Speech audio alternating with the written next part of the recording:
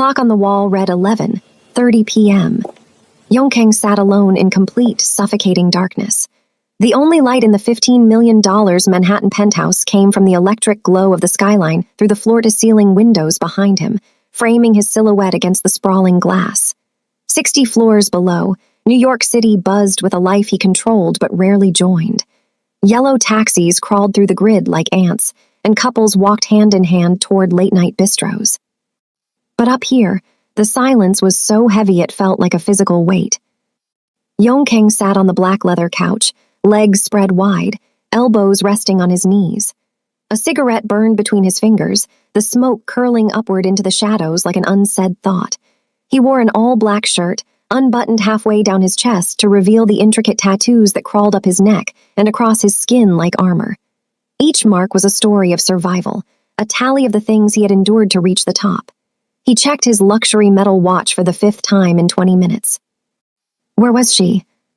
He took a long drag, letting the smoke fill his lungs while his jaw tightened. His eyes were fixed on the front door like a predator waiting for prey to walk into a trap. Yongkang was not a patient man. As the head of the Kang Syndicate, he commanded fear and respect from New York to Miami. Men trembled at his name, and women threw themselves at his feet. But right now, the most dangerous man on the East Coast was sitting in the dark, obsessed with the arrival of his housekeeper. That fact made him angrier than anything else. The elevator dinged. Yongkang's entire body tensed, a coiled spring ready to snap. He crushed the cigarette into a crystal ashtray and leaned back, fatting into the shadows. He did not move, he just watched. The front door opened. Nadia Brooks walked in, looking professional and entirely too independent in her tan blazer and slim trousers. She was looking down at her phone, her thumb moving across the screen as if she had a whole world waiting for her outside these walls. She didn't see him at first. She took 3 steps into the room before she felt it, that crackle of electricity in the air, the heavy atmospheric shift that always signaled his presence. Nadia looked up. Her entire body froze. Yongkang sat in the shadows like a statue carved from stone, the city lights behind him making him look more like a monster than a man. His dark eyes locked onto hers with an intensity that made her forget how to breathe. Coming home at this hour. His voice cut through the silence like a blade, cold, controlled, yet carrying a vibration that sounded dangerously like pain. Nadia's heart slammed against her ribs. She opened her mouth to respond, but the words died in her throat. Yongkang slowly rose, his tall, lean frame seeming to expand until it filled the entire room. He took 1 step toward her, then another, his footsteps echoing like a countdown. I asked you a question, Nadia. His voice dropped lower, his eyes scanning her unruffled appearance. Where were you? Hello, family. Before we continue, I would like to know where you are watching from. Drop it in the comments and also subscribe to this channel. Your support means a lot to us now. Let's go back into the story. The silence in the penthouse was a physical weight, broken only by the rhythmic ticking of the clock and the soft creak of Nadia's leather bag as she stood frozen by the door. Seojin rose slowly from the black leather couch, his tall, athletic frame casting a long, intimidating shadow against the floor-to-ceiling windows. The unbuttoned collar of his black shirt revealed the dark ink of his tattoos, armor that shimmered under the cold light of the Manhattan skyline. He didn't look like a man who had spent 3 hours in the dark. He looked like a predator who had finally cornered his prey. I asked you a question, Nadia, he repeated, his voice dropping to a dangerous, low rumble that vibrated through the air.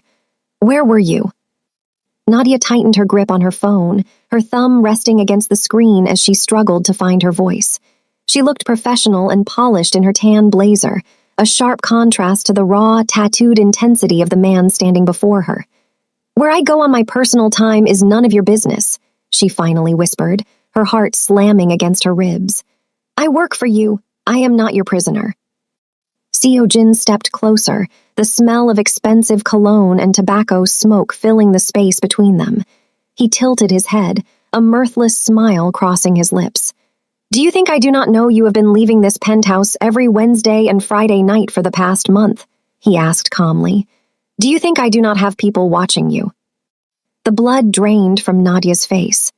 The realization that she had been followed made her skin crawl, but it was the look in Seo Jin's eyes that truly unsettled her, a raw, vulnerable jealousy that he was trying desperately to mask with cruelty. "You have been spying on me," she accused, her voice trembling. "I have been making sure no one hurts what belongs to me," Seo Jin countered, his jaw tightening until it looked as though it might crack. The word belongs hung in the air, thick and suffocating.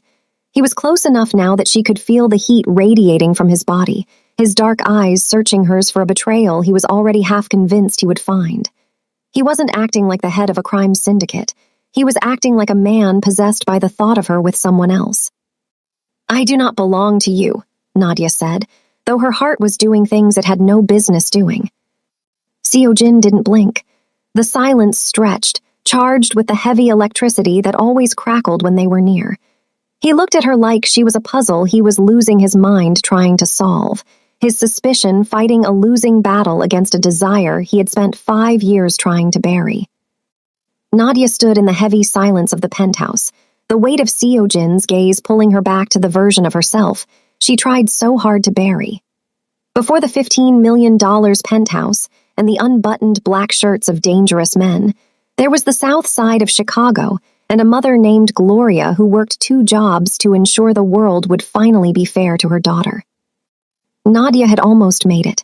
She had been a scholar, a brilliant mind at Columbia University with a future that smelled of old libraries and high-rise corporate success. But the world had other plans. Stage 4 pancreatic cancer is a hungry beast. It ate through her mother's strength first, then it ate through Nadia's savings, her loans, and finally her pride. By the time Gloria Brooks took her last breath, Nadia wasn't just grieving. She was broke in the way that makes a person laugh because crying takes too much energy. Returning to New York as a ghost of her former self, she had crashed on couches in Brooklyn.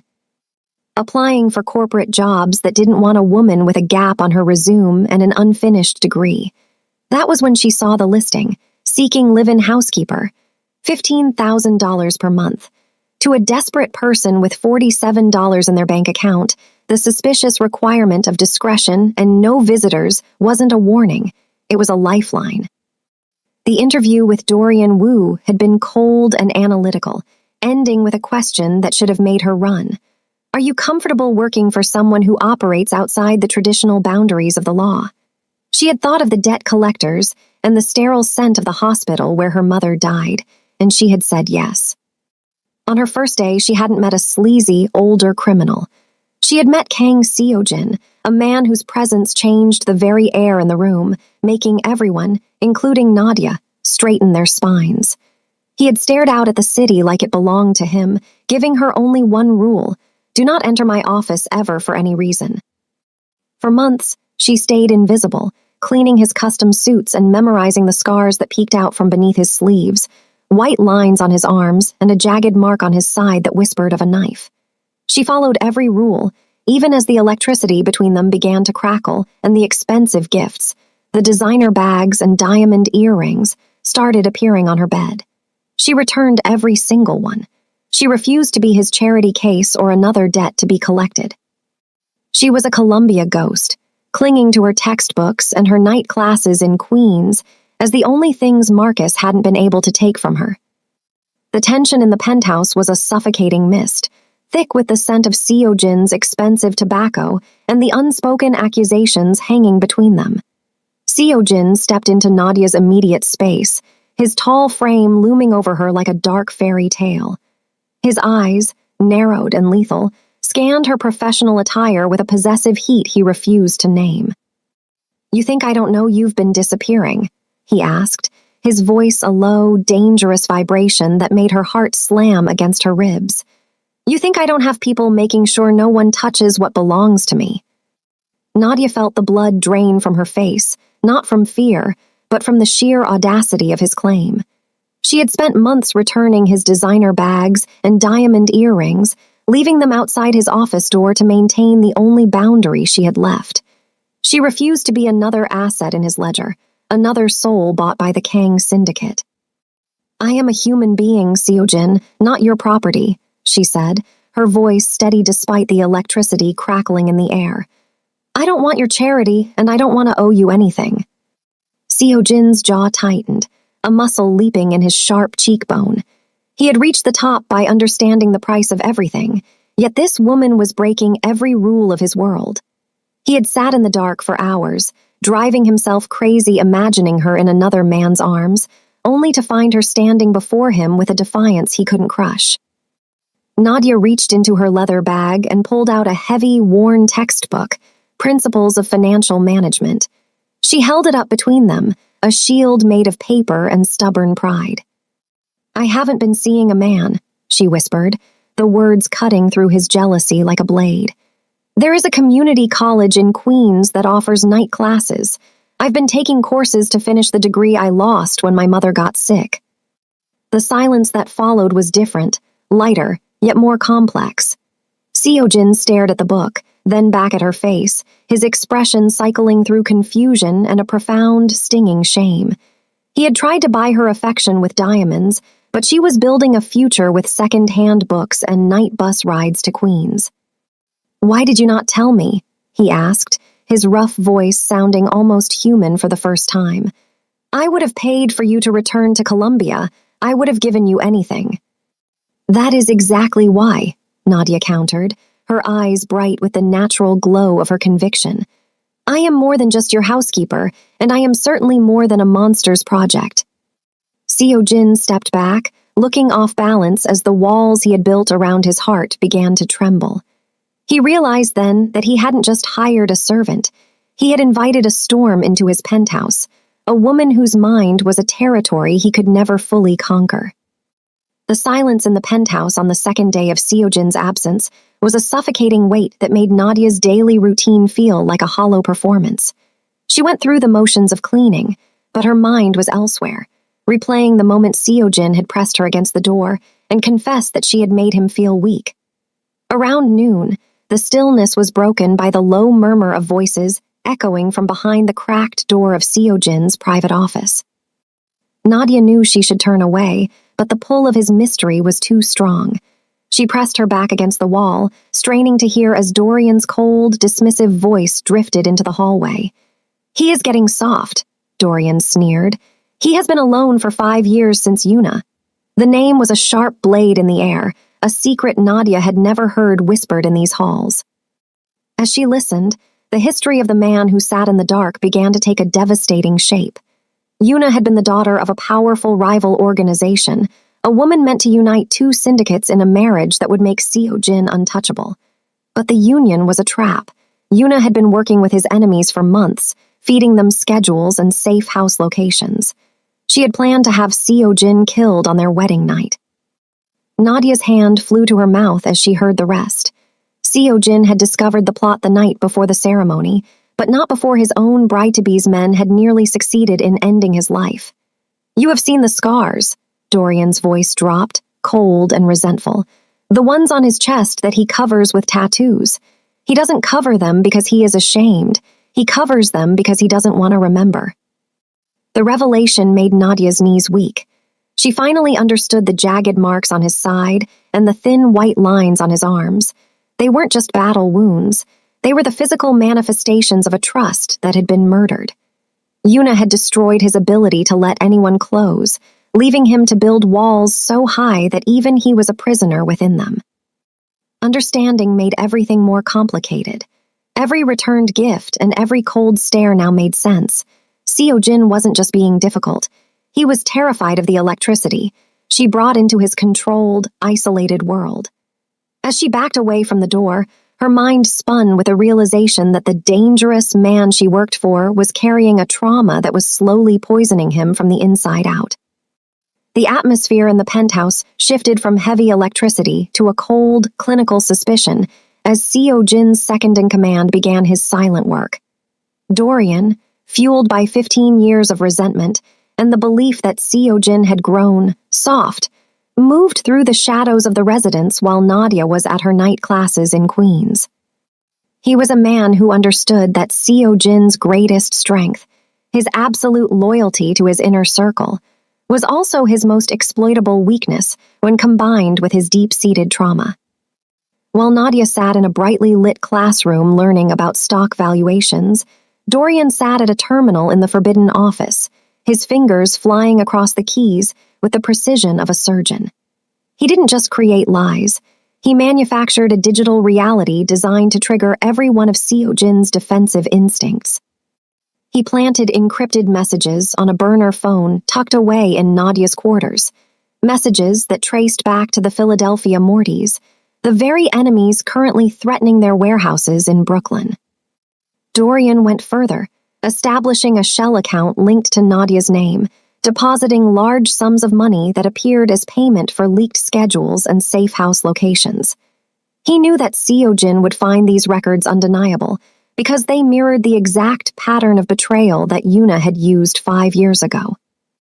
Every timestamp was meticulously chosen to overlap with the hours Nadia was away, creating a narrative where her secret classes were merely a cover for clandestine meetings with the syndicate's rivals. By the time Seojin returned from the Bronx, exhausted and covered in the grime of a minor warehouse skirmish, Dorian was waiting for him with a file of compelling evidence. He presented the data with a look of feigned disappointment, watching as Seojin's jaw tightened and his eyes went cold. The walls that Nadia had slowly begun to crumble were reinforced in a single heartbeat. Seojin looked at the financial records, his mind flashing to the white scars on his chest. The intoxicating pull he felt toward Nadia now felt like a noose. He wanted to believe her, wanted it more than he had ever wanted anything, but his history had taught him that the more someone looked like something precious, the more dangerous they truly were.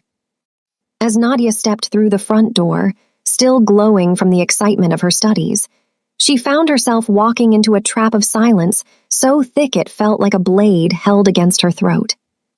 The silence in the penthouse was no longer the heavy, electric tension Nadia had grown used to.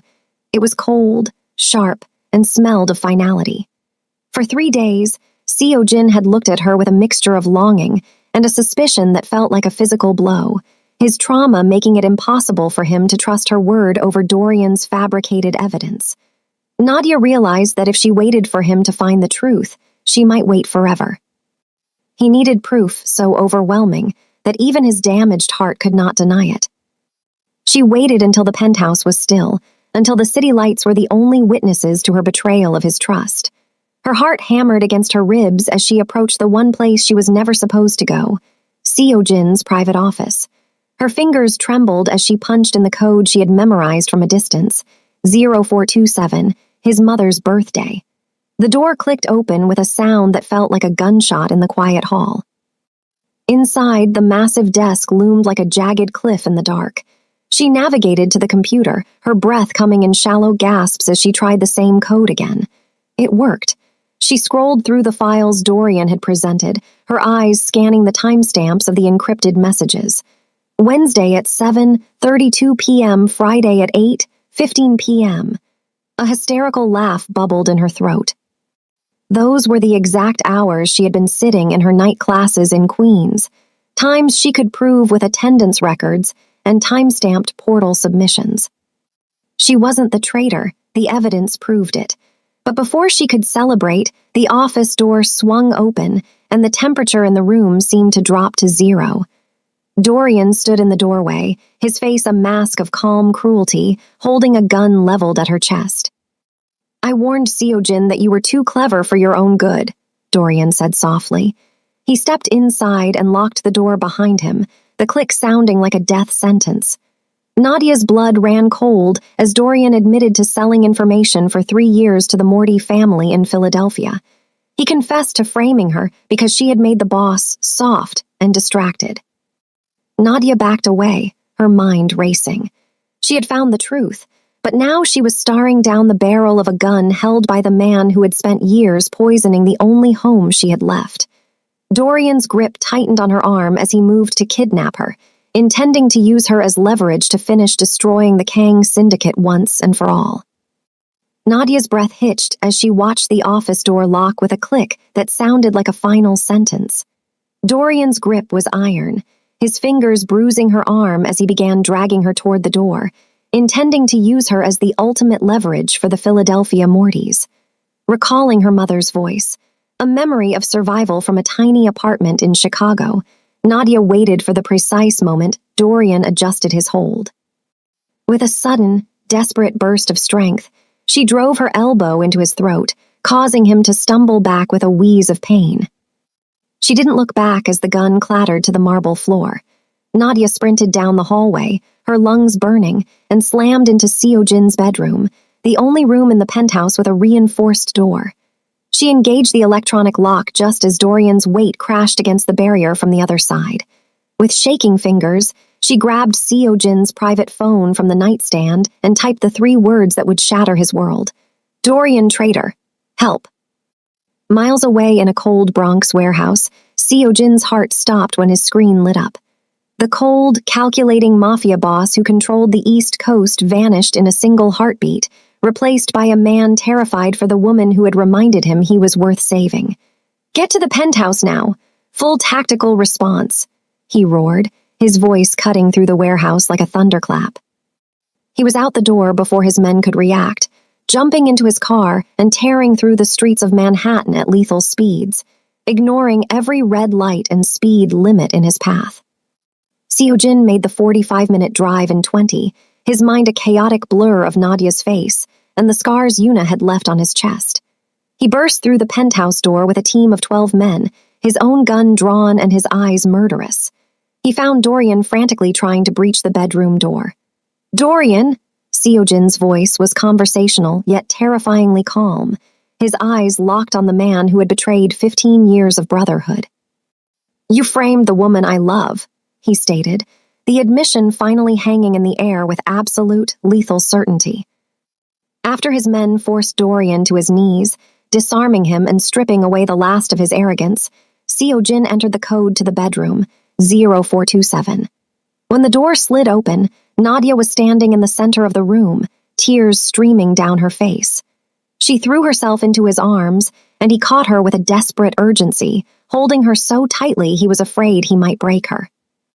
In the wreckage of his penthouse, Seo-jin whispered apologies into her hair, finally understanding that his business, his power, and his money meant nothing compared to the safety of the woman who had brought him back to life. The aftermath of the purge left the penthouse in a state of clinical, eerie silence, as if the very walls were exhaling after the violence. In the wake of Dorian's betrayal, Seo-jin didn't return to the shadows. Instead, he spent the night dismantling the Morty family's influence, ensuring that no one would ever see Nadia as a point of leverage again. When the sun finally began to bleed over the Manhattan skyline, painting the floor-to-ceiling windows in shades of gold, Seo-jin found Nadia in the kitchen. She wasn't cleaning or preparing a meal she wouldn't eat. She was simply standing there, watching the world wake up, her silhouette finally free of the weight of suspicion. Seo-jin approached her, his unbuttoned black shirt rumpled and his tattoos stark against his skin, but the predatory edge in his eyes had been replaced by a quiet, steady reverence. He didn't sit on the couch with his elbows on his knees this time. He stood beside her, their shoulders nearly touching. "I've spent 5 years building walls so high I forgot what it was like to breathe," he said, his voice rough with a vulnerability he no longer tried to suppress. "I thought trust made me weak, but watching you fight for your integrity made me realize that I've been the one who was scared." He took her hands in his knuckles still bruised from the previous night's work, and looked at her with an intensity that had nothing to do with jealousy. "You returned every gift I gave you because you didn't want to owe me," he noted, a rare, genuine smile softening his sharp jawline. "So, I'm not giving you a gift. I'm making an offer." He explained that he had already made arrangements for her to return to Columbia University to finish the degree she had been forced to abandon. Nadia opened her mouth to argue, her stubborn pride flaring for a moment, but Seo-jin shook his head. "This isn't charity, Nadia," he whispered, his thumb tracing the back of her hand. "This is an investment in our future. I want to see you graduate. I want to see you become exactly who you were meant to be before the world tried to break you." For the first time since she had walked into the penthouse, Nadia didn't feel like a housekeeper or a Columbia ghost haunted by debt. She felt like a partner. The status irony that had defined their relationship, the boss and the maid, dissolved in the morning light. As she looked into his dark eyes, She saw a man who had finally stopped waiting in the dark and had decided to step into the sun with her. 6 months later, the Brooklyn rooftop was bathed in the amber and violet glow of a setting sun that painted the Manhattan skyline like a masterpiece of glass and fire. The air smelled of expensive lilies and the salt spray from the East River, a world away from the sterile hospital rooms and the suffocating shadows of the penthouse where this journey began. Nadia stood at the edge of the roof, her white lace gown catching the breeze, looking like a woman who had finally conquered the world that once tried to crush her under the weight of debt and grief. Seo-jin approached her, looking every bit the lethal kingpin in an all-black tailored suit, though the predatory tension that once defined his shoulders had vanished. The dark tattoos on his neck were still visible, a reminder of the armor he once wore to survive, but his eyes were now clear and fixed solely on her. He took her hand, his thumb tracing the wedding band that finally solidified their status as equals.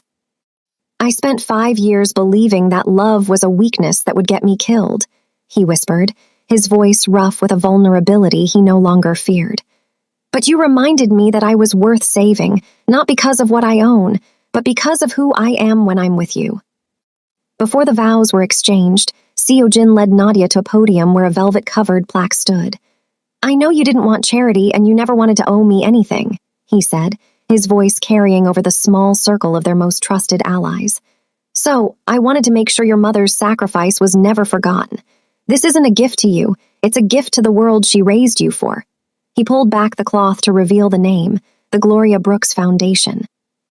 He announced a $50 million endowment to help inner-city students in Chicago and New York gain access to the higher education that Nadia had fought so hard to finish on those late nights in Queens.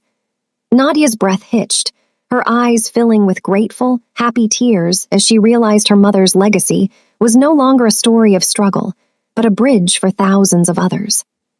Seo-jin hadn't just given her a title or a ring.